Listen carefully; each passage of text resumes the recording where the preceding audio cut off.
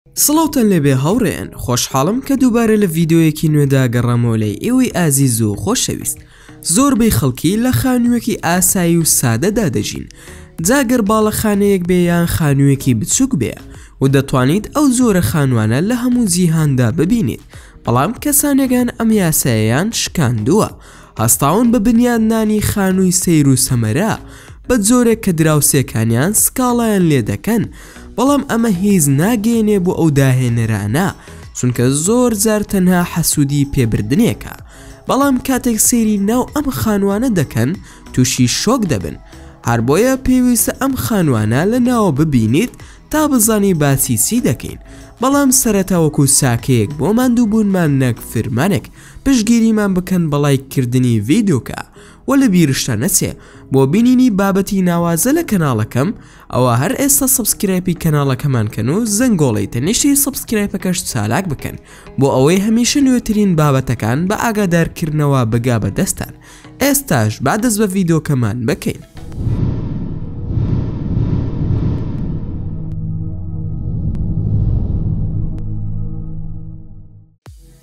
خانووی ڕووبار.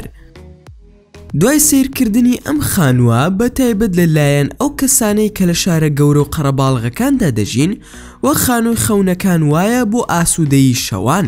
ئەم خانووە دارە کە لەسەر بەردێکی گەورە لە ناوەڕاستی ڕووباری برینە لە سیربیا بنیاد نراوە. یەکەم جار کە سەیری دەکەیت وا دەزانی بەهۆی لافا و زریانەوە گەشتۆتە ئەو شوێنە، چونکە هیچ کەسێکی عاقڵ خانوویەکی لەو شوێنە دروست ناکە. بەڵام لە ڕاستیدا ئەم خانووە لە ساڵی 1968 لەلایەن چەند هاوڕێیەک دروست کراوە بۆ بەسەربردنی پشووی هاوینیان و بۆ گەشتنیان بەم خانووە لە سەرەتادا بەمەلە دەڕۆشنە ناوی. هەرچەندە شەپۆلی ئاوەکە بەهێز بوو، یەکەم جار تەنها خێمەیەکیان هەڵدەدا، بەڵام دواتر گەشتنە بیرۆکی ئەوەی خانوویەک دروست بکەن. بە جۆرێک پارسە پلێتە ئاسنە گەورەکان بەژێر ئاوەکەدا براون و پێداویستیەکانی تریش لە ڕێگەی بەلەمەوە گەێنراون و دوای ماوەیەک خانوویەکی جوان لەسەر بەردەکە دروست کرا. هەرچەندە بەهۆی کەش و هەواوە چەند جارێک ئەم خانووە ڕووخاوە، بەڵام هەموو جارێک دروست دەکرێتەوە چونکە بۆتە شوێنێکی گەشتیاری سەرنجڕاکێش لە دنیادا. و هەموو ئەمانە بەهۆی ئێرن پیکەرەوە بوو کە وێنەی خانووەکەی گرت و لە ساڵی 2012دا وێنەکەی وەک باشترین وێنە لەلایەن ناشناڵ جۆگرافیکەوە دەستنیشان کرا و لەو کاتەوە ئەم شوێنە بۆتە شوێنێکی بەنەوبانگ. خانووی سەربەرزایی. چی دەکەیت ئەگەر خەون بە خانوویەکەوە ببینیت کە لەسەر شاخێک بێت بەڵام شوێنێکی واد نەبێت؟ زۆر باشە. پیاوێکی چینی بە ناوی جانگ لەنگ ڕێگایەکی دۆزیەوە بۆ بەدیهێنانی خەونەکەی. هەستا بە دروستکردنی خانووەکەی لەسەر بینایەکی نیشتەجێبوون. سەرەتا هەستا بە کڕینی بیناکە و بە درێژایی 6 ساڵ چەندین تەن لە بەردیهێنا تا شاخێکی پێ دروست بکە و لە کۆتاییدا هەستا بە بنیادنانی خانووەکە لە بەشی سەرەوەی شاخەکە. بەڵام بیری لە ڕێگەی پێدانی یاسایی نەکرد بۆیەوە کە ئەمەش هەڵەیەکی گەورە بوو بە جۆرێک کە دانیشتوانی ئەو بینایە هەمیشە گوێبیستی دەنگی کەوتنە خوارەوەی بەرد دەبوون و دیواری بیناکەش درزی تێکەوتە بوو و بنمیچەکەی خەریک بوو دادەڕما و شوقەکان پڕ دەبوون لە ئاو کاتێک باران دەباری. بەهۆی ئەمانەوە فەرمان کرا بەڕووخاندنی خانووەکەی لەبەر ئەوەی سەلامەتی هەموو خەڵکەکەی کردبووە مەترسیەوە و بەهۆی قورسی بەردەکانەوە دەکرا بیناکە لە هەر ساتێکدا بێت دابڕمێت.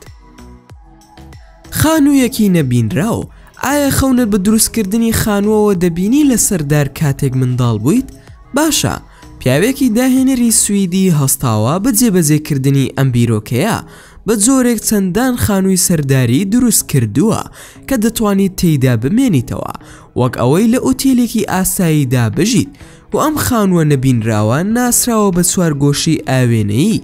ئەمە ژواتەی ئەوەی پەناگەیەکە کە لە ناودارەکاندایە لەگەڵ ئاوێنە کە وێنەکان دەداتەوە بە جۆرێک هەموو شتەکانی چواردەوری وێنە دەداتەوە و بە نزیکەی نەبینراوە.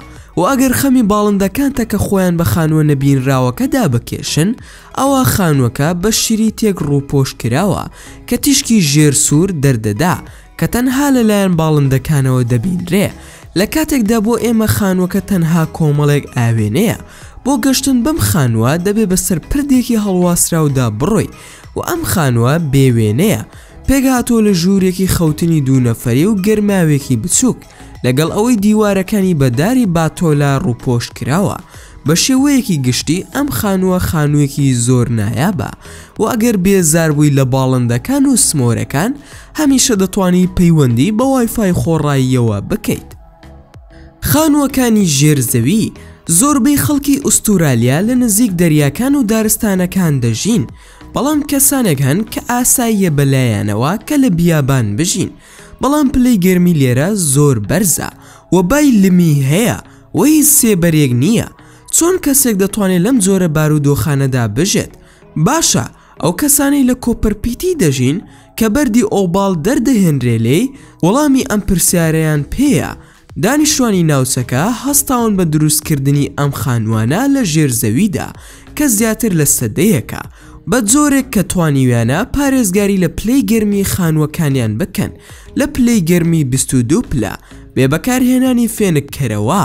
بە دڵنیاییەوە دەتوانیت خانوویەکی سەردەمیانە بدۆزیتەوە لەم ناوسەیە کە تەکنەلۆجیا بەکاردەهێنن، بەڵام زۆربەی دانیشتوانەکەی خانووەکانی ژێرزەویان پێ باشترە نەک تەنها بۆ ڕێزگرتن لە دابوونەریت، بەڵکو ئەم خانووانە پێکهاتوون لە 3 ژووری نووستن و ژووری میوان و ژووری چێژلێنان و گەرماو و دەتوانرێت هەڵبکۆڵرێت لە ژێرگردەکاندا و تێچووەکەشی وەک خانوویەکی ئاسایی تێدەچێت و بەم جۆرە پێویست ناکە پارە لە فێنکەرەوەدا خەرج بکەیت و دوای ئەوەی کە ناوچەکە بەناوبانگ بوو لە نێوان گەشتیاراندا چەندین ئوتێل دروست کراون بە هەموو پێداویستیەکانیانەوە لە ژێرزەویدا.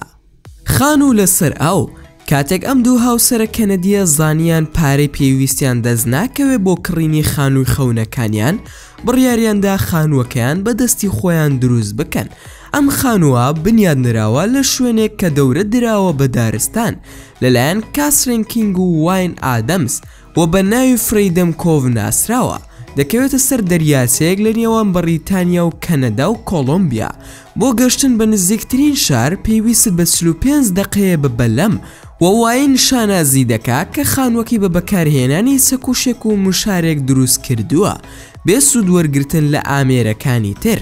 لە نەوەتەکانی سەدەی 20دا دەستی بە دروستکردنی خانووەکەی کرد و ئێستا پێکهاتووە لە 12 ژووری جیاواز لەگەڵ باخچە و وەرشەی ئەسپی هەڵکۆڵین و پێشانگەیەکی هونەری و سەکۆیەک بۆ سەما و منارەیەکی هەیە وەک دووشێک بەکاری دەهێنێت چونکە هەموو بەشێکی دوورگەکە پلەی گەرمی بەرزە. ئەم جۆرە خانووە دۆستی ژینگەیە بە جۆرێک دووبارە پاشماوەکانیان بەکاردەهێننەوە و خواردنەکانیان لە ماڵە شوشەیەکەیاندا دەڕوێنن و خەریکی ڕاوماسین لە وەرزی هاویندا ئاوی تافگەکانیش دەخۆنەوە.